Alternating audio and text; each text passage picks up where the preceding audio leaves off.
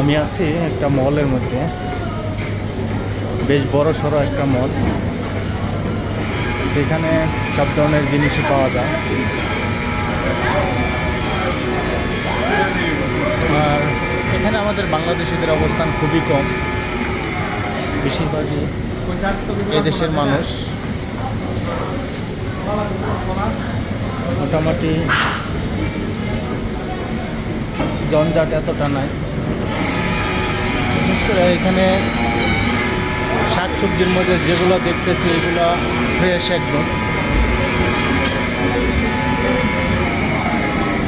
Fresh.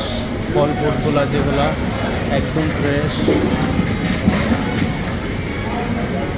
আর এখানে বেশিরভাগ মানুষই এই দেশের মানুষই কাজ করে মার্কেটে সবগুলোতে।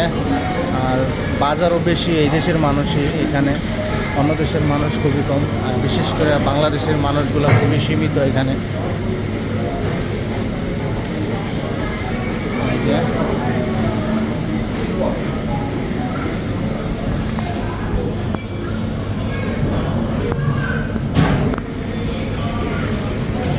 এখানে গরুর গোস্ত, আর বিশেষ করে এখানে গরুর গোস্ত কিনতে গেলে খুবই হিসাব কিতাব করে কিনতে হয়, কারণ এখানে হালাল গোস্ত খুবই কম।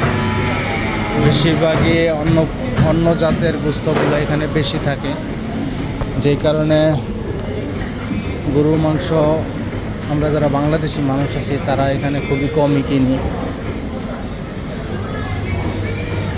তো কে কোথায় থেকে আমার ভিডিওটা দেখছেন অবশ্যই জানাবেন। ভালো থাকবেন সবাই।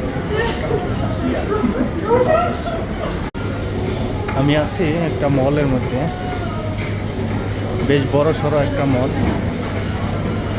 যেখানে সব ধরনের জিনিসই পাওয়া যায়। আর এখানে আমাদের বাংলাদেশিদের অবস্থান খুবই কম, বেশিরভাগই এদেশের মানুষ। মোটামুটি জঞ্জাট এতটা নাই। বিশেষ করে এখানে শাক সবজির মধ্যে যেগুলো দেখতেছি এগুলো ফ্রেশ, একদম ফ্রেশ। ফল ফ্রুটগুলো যেগুলো একদম ফ্রেশ। আর এখানে বেশিরভাগ মানুষই এই দেশের মানুষই কাজ করে মার্কেটে সবগুলোতে। আর বাজারও বেশি এই দেশের মানুষই, এখানে অন্য দেশের মানুষ খুবই কম। আর বিশেষ করে বাংলাদেশের মানুষগুলো খুবই সীমিত এখানে।